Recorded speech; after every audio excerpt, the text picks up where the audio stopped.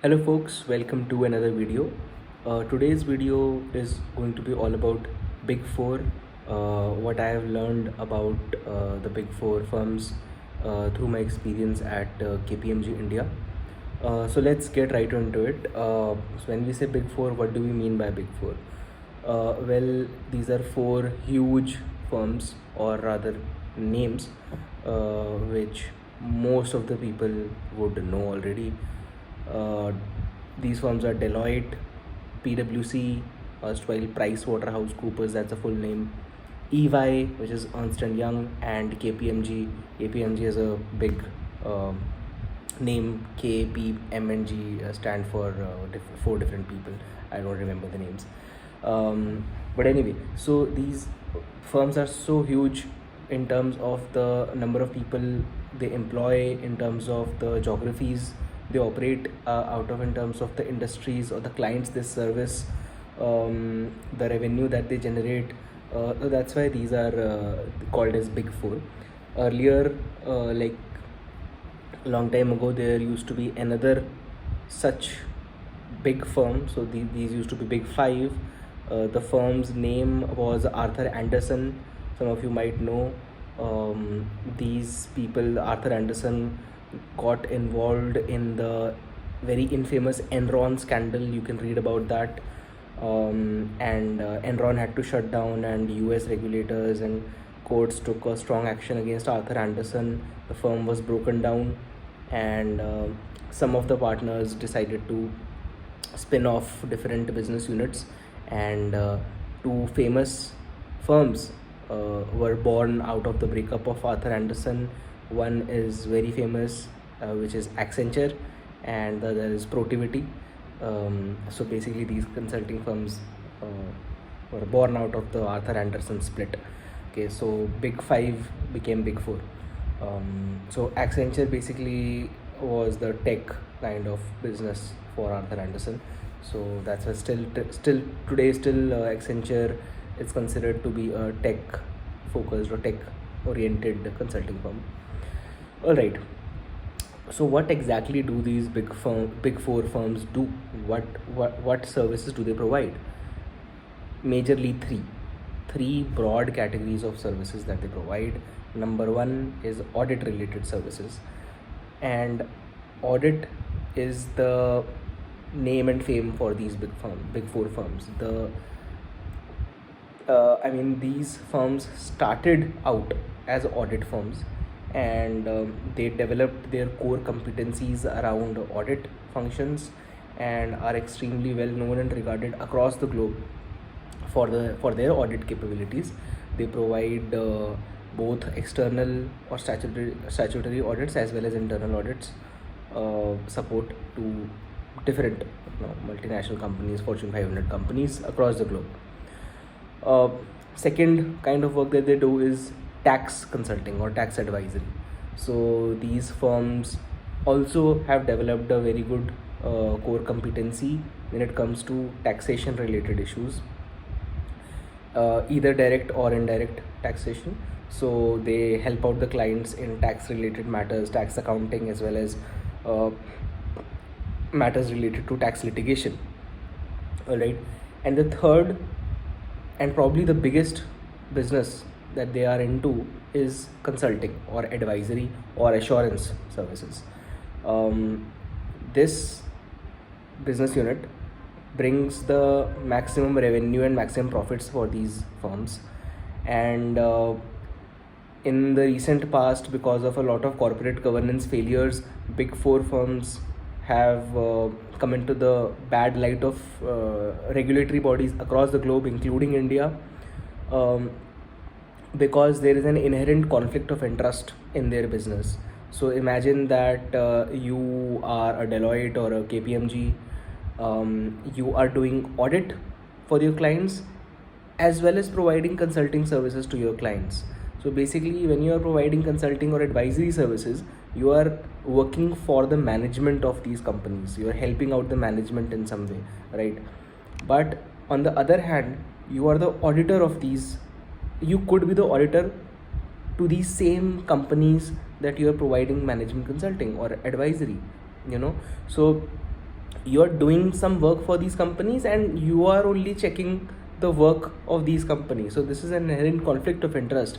Why would the auditor point out any flaws in the client's business when the same person is providing consulting services to the same client, right? If the auditor points out that there are deficiencies and you're not doing stuff, then the company or the client might get pissed off and not give you the consulting or advisory business. And this business is where the revenue and profits and the margins come from, right? So this is the inherent conflict of interest in the business, and regulators have been very strict about the separation of these business units, which is audit and consulting. So you might have also heard about the plans of EY trying to break up their audit and consulting business, but because of the US partners, that got scrapped. So you can read more about that and the different regulatory issues that these firms have been facing. Right, so that's what these companies, these firms do. In today's video, we are not going to talk about audit or taxation. This video is aimed for the consulting, advisory, assurance business of these firms, because I have knowledge regarding that only, and I was myself in the advisory business of the firm. I was working for KPMG, not anymore, recently changed ships. So anyway, let's talk more about what kind of work is there in the consulting or the advisory business. So there are a number of different service lines in the consulting or advisory business. I'll just list some of them. So these firms work extensively in the government sector. They provide a lot of services to the government departments and public sector bodies in health and education specifically. These firms provide financial risk services, especially to the financial services industry, and I was myself there in the financial risk management service line of KPMG. Then these firms also provide a lot of governance and compliance related services, environmental, social and governance related services, which is ESG, cybersecurity, forensic services, financial transformation, digital transformation. And then there are two biggies.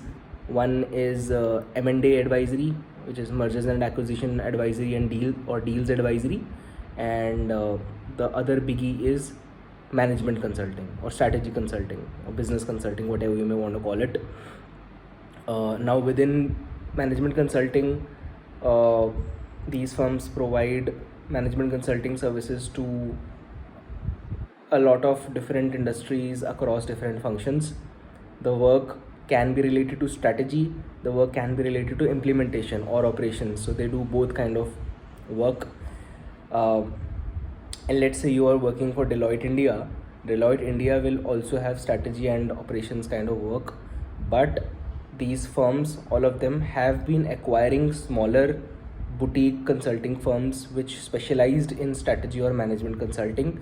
So those units are focused to provide strategy consulting services. For example, there is a firm or there's a thing called Monitor Deloitte. So Monitor was a pure play strategy consulting firm. Similarly, EY has Parthenon, and I think PwC has Diamond, which specializes in data analytics and all that machine learning stuff. So you can imagine that there are so many services that these firms provide across different business units, different industries and clients, and that's why they're really big, right? So now I'll talk a little bit about how Big 4 firms are organized. What is the governance structure? Because a lot of people don't know about this. Even the employees don't know about this. So I'll take an example of KPMG India, but this example will apply to all of the Big 4, and in fact most of the consulting firms. So when we say KPMG India, it basically means a collection of individual and independent limited liability partnership firms, LLP firms, and these firms are owned by Indian partners. Okay, why LLPs, and why the distinction, and why the thing that they are owned by only Indian partners is because by law most of the countries require consulting or audit uh, providers to be firms, and that too locally owned and independent of any other firm or any other company, right? uh, that's the main reason why they are organized like this. And KPMG is basically a brand name which is provided by KPMG International to these different member firms across the globe. So KPMG International provides the KPMG brand name to the independent individual member firms or LLP firms, let's say in India. So the KPMG India umbrella will have 10, 12 LLP firms. I was working for one of them. So KPMG International provides the brand name, and in return these different member firms pay a fee to KPMG International. KPMG International does not itself serve any clients. It is just there to provide the brand name to different entities across the globe. Right, so that's how it is structured. And then there are different things. So for example, KPMG US will be there and KPMG India will be there. These are two completely independent different member firms using the KPMG brand name. They will have different staff, different partners, different everything, different clients, but KPMG India can pitch to clients in the US, which is the home territory of KPMG US. KPMG US can pitch business to clients in India, which is the home territory of KPMG India. But there are internal agreements and internal, legal things when such kind of an engagement happens. But anyway, the point is that any member firm can try to do business in any part of the country. They just have to follow some internal regulations to do that, and they can be a collaborative effort also, right? So this is very different, right, compared to an MNC. All right. Also, a key aspect of how these firms work is the global back offices or capability centers. You might have heard of these firms. So for example, KPMG has KPMG Global Services or KGS. Now KGS is kind of like a global back office or a offshore delivery center, or rather basically a capability center stationed in India because the cost is low, and this capability center provides services to KPMG member firms across the globe. So you can have a setup where KGS, people sitting in India, are providing analytical support or research support or any kind of support to KPMG US or KPMG Australia. So let's say KPMG Australia member firm is working for an Australian client or working for a client in the Philippines, let's say, and they require some analytics support or some kind of research support. They are going to reach out to KGS to provide that service. So KGS's customers would be internal.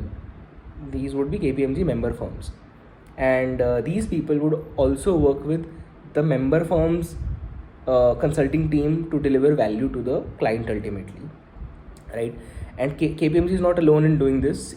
EY also has a thing called GDS, Global Delivery Services or something like that. Similar thing PwC also does. They have AC or acceleration centers, which act as a offshore delivery center or offshore capability center for PwC US. Deloitte also does this thing. It is called as Deloitte USI or Deloitte Offices of the US in India, right? So it's basically the US back office for Deloitte US. And this phenomena also exists in multiple other consulting firms, including the holy MBB trinity. So Bain has a thing called Bain Capability Network. McKinsey has a thing called McKinsey Knowledge Center. Now the name has changed to McKinsey Digital Capability Center. Even Accenture has Accenture Capability Network or Center, right? So the point that I was why I am talking about this is that the work, the life, and everything is different when you talk about these capability centers.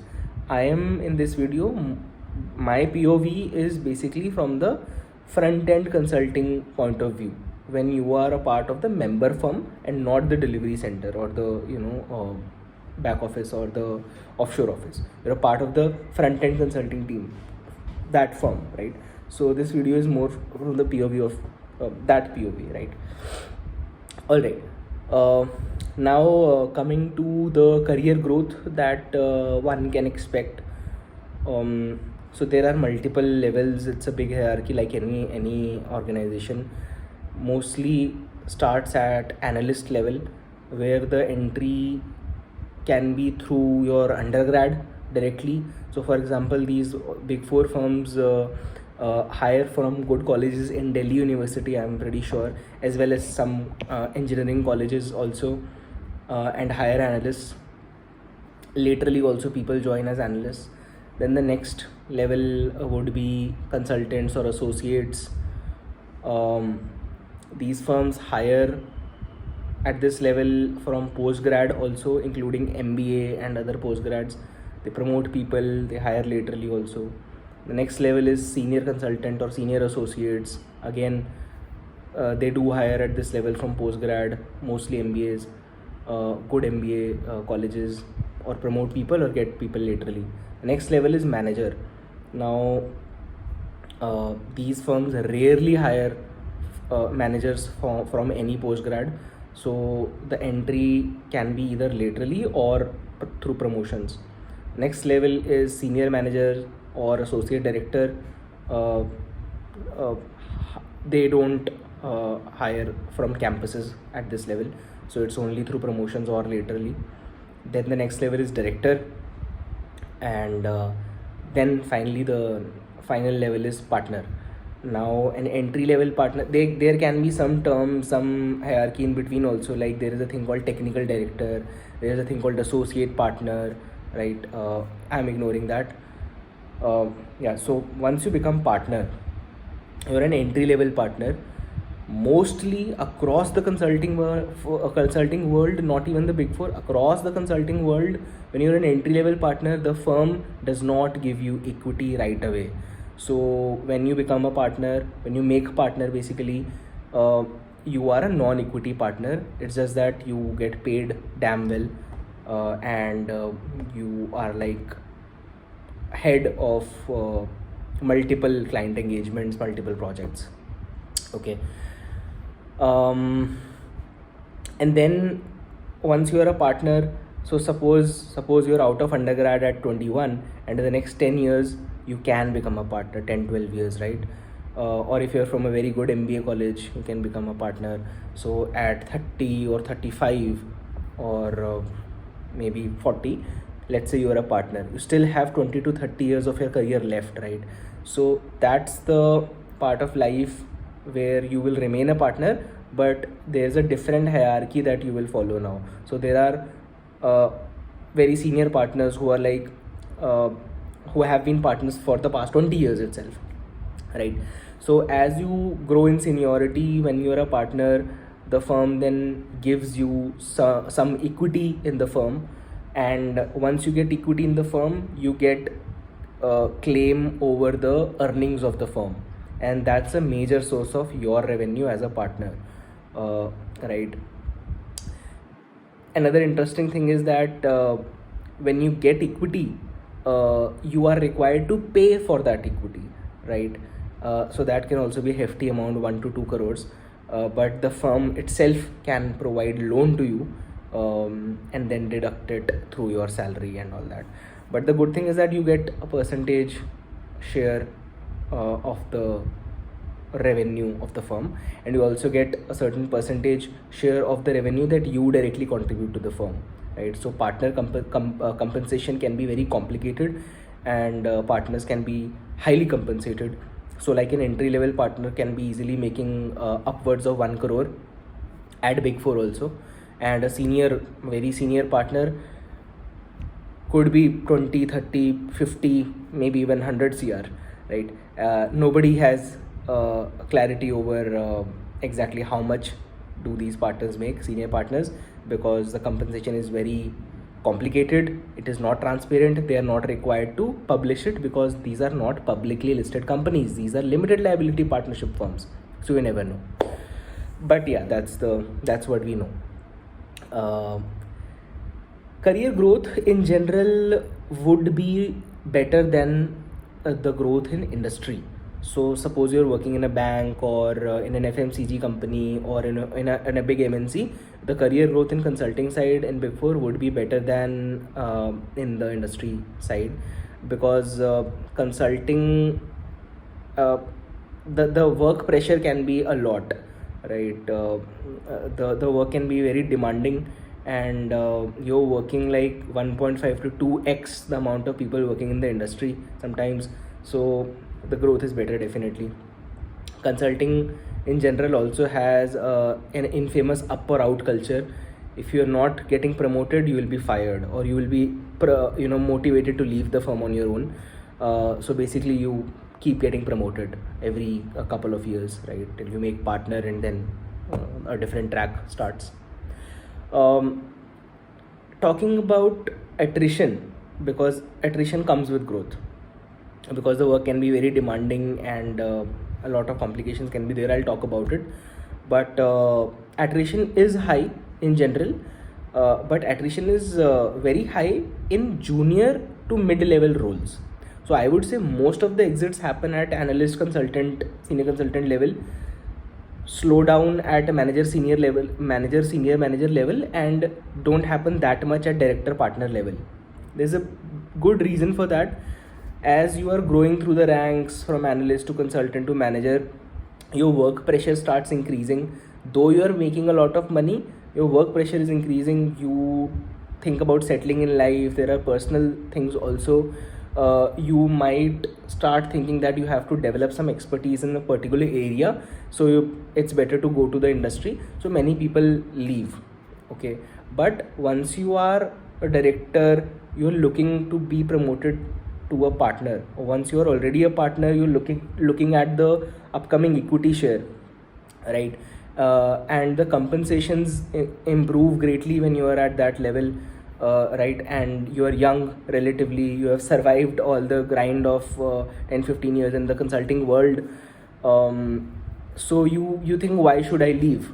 The other important factor is also that you are 35 and you're a partner, and you are paid 1 crore and above. You have got tons of responsibility. Where will you go in the corporate world or in the industry side?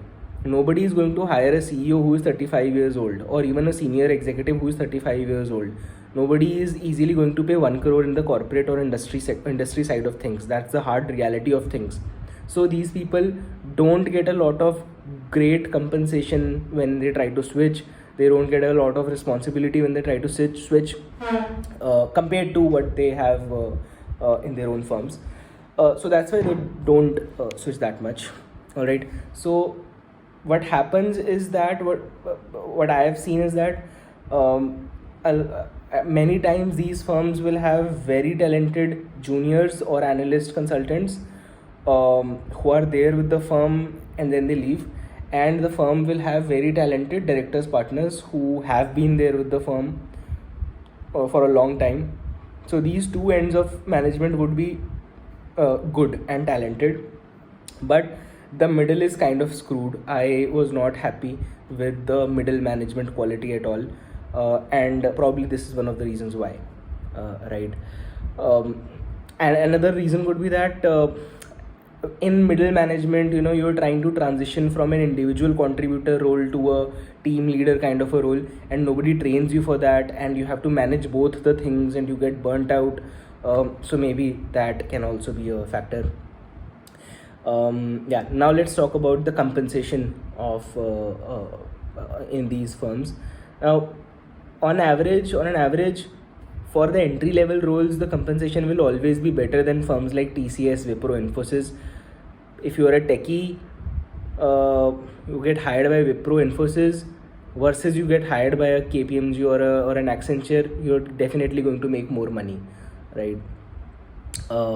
Similarly, at higher levels, the opportunity of making it big exists. Like, unlike a typical corporate job, if you grind and stay there, become a partner, get equity, there is an opportunity that you would be earning in crores and crores and making it big in your life, right? So that's what I can talk about compensation, right? Even managers and directors do make handsome money, right?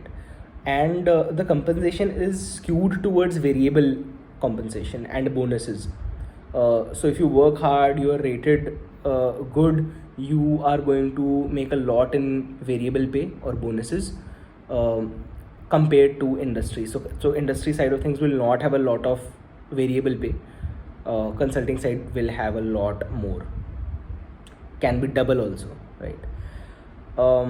So that's how it is.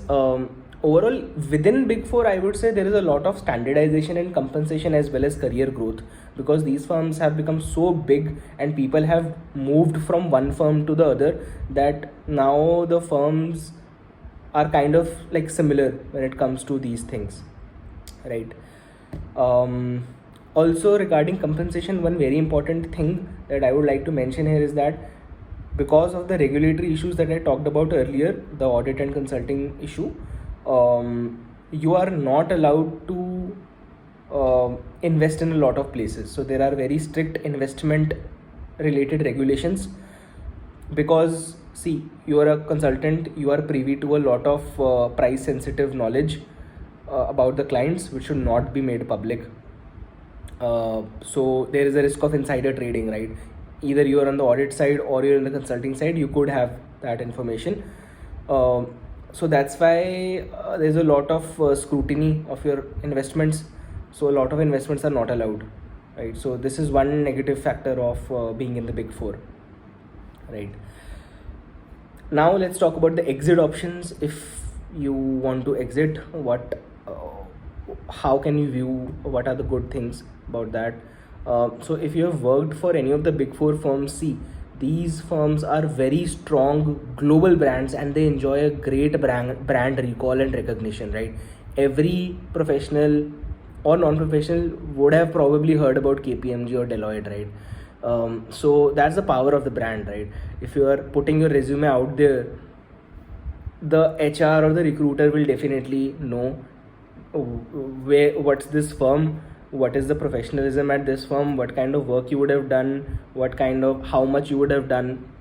So you don't have to justify any of it. People already know, right? It's kind of like you have went to a good undergrad or you went to a good postgrad and people know about it. So it's all about branding. So these firms enjoy a great brand recognition.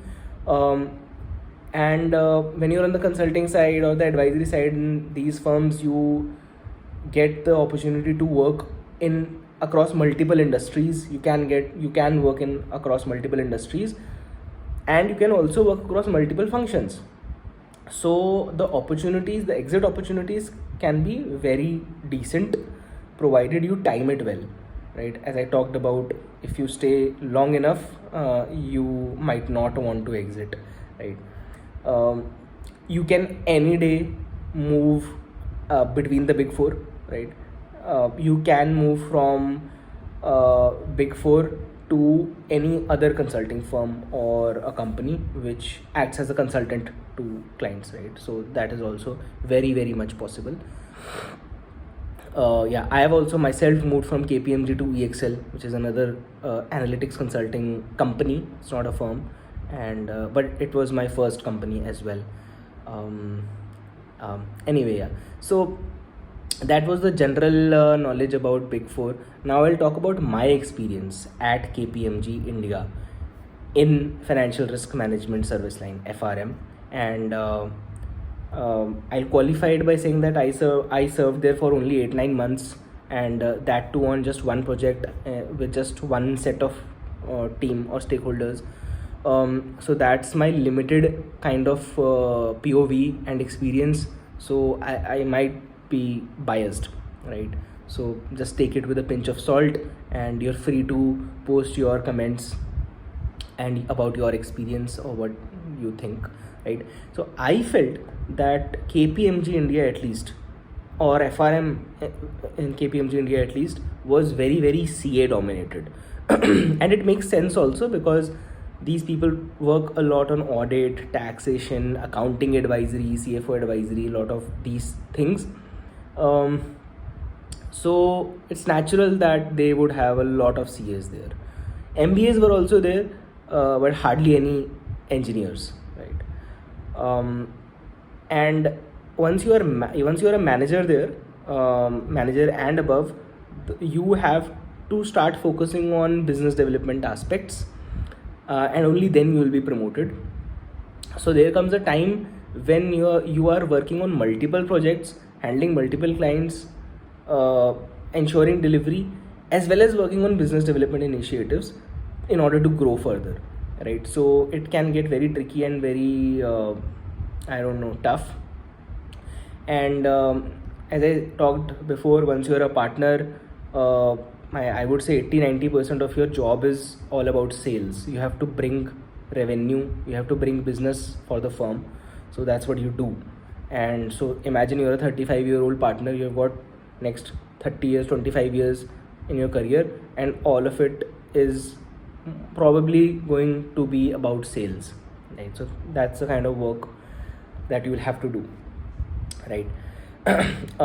Also, how these firms, at least in India, I think operate is that they face intense competition from the other big fours, the other firms.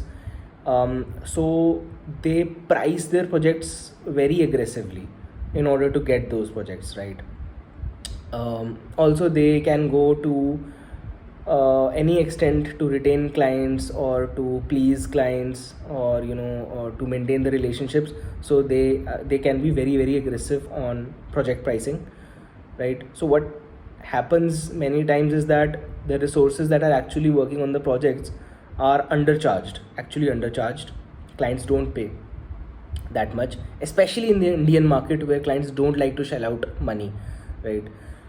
So what happens is that, to show that the resources who are working on the projects are making money for the firm, are basically profitable, these people are kind of forced to not charge a lot of time on the projects. So basically, if I am a resource working at Big 4, my cost is the time I spend, right? So if I'm spending it, I'll actually report that I'm only spending 4 hours, right? Only then the firm will be able to show that I am profitable. Then this naturally leads to the situation where officially I am underutilized, because I should be working for 8 hours. I'm officially working for 4 hours. So it means I have to show another 4 hours of work, which leads to a lot of burnouts. And this practice is common in many consulting firms across the globe also. So if the normal working hours are 8, you will anyway have to work for at least 12 hours just to show officially that you're working for 8 hours and making money for the firm. And this is because of distorted pricing of the projects, mostly, I believe.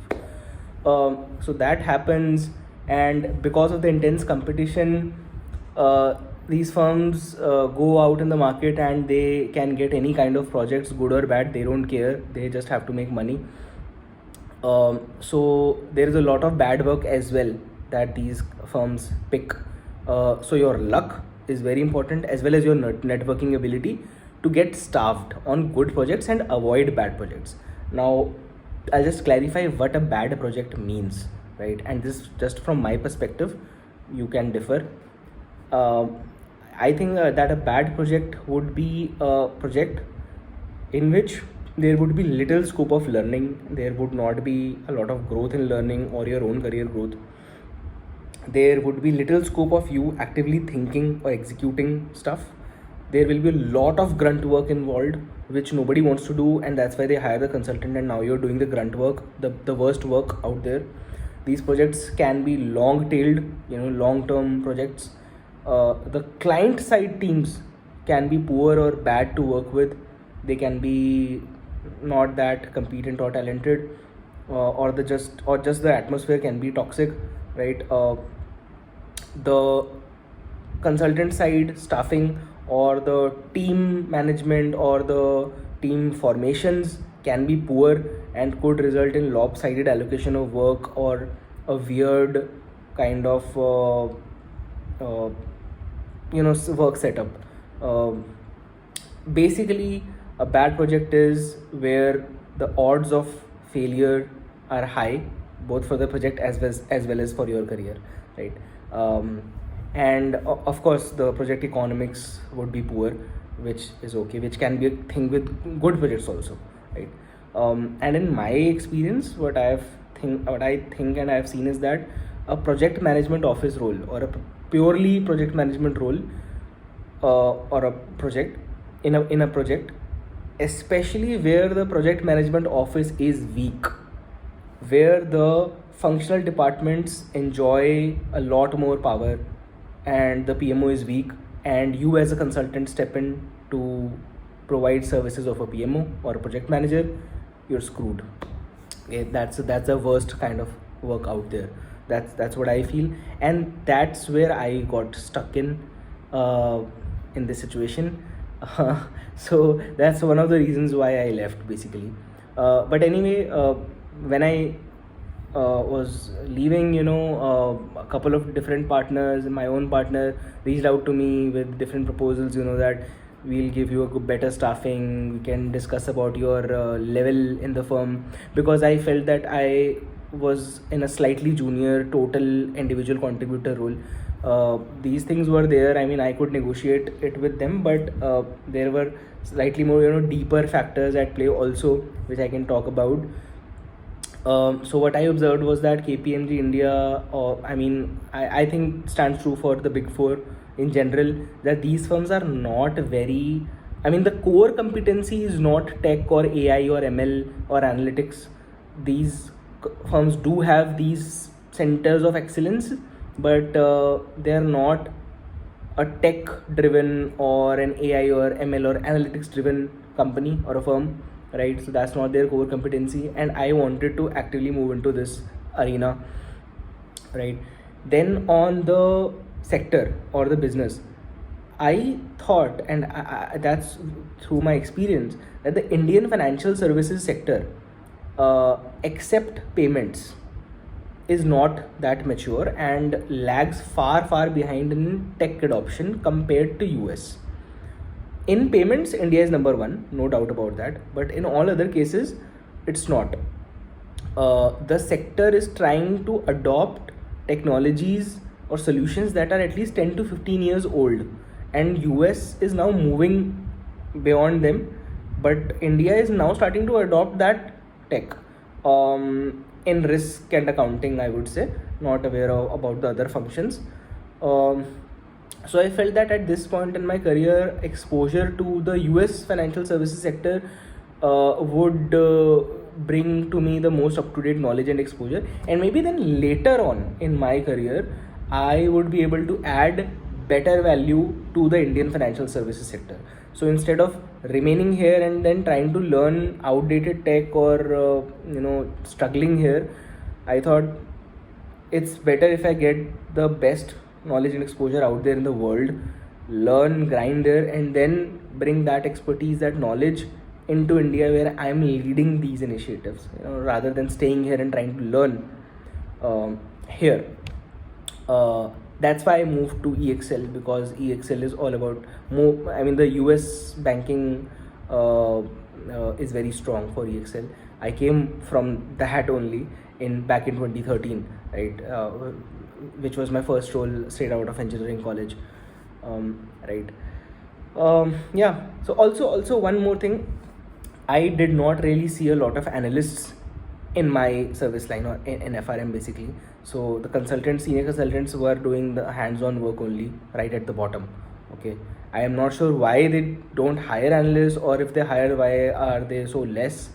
Also, I'm not sure if FRM takes the services of KGS. They should take. I'm not sure if they take or not.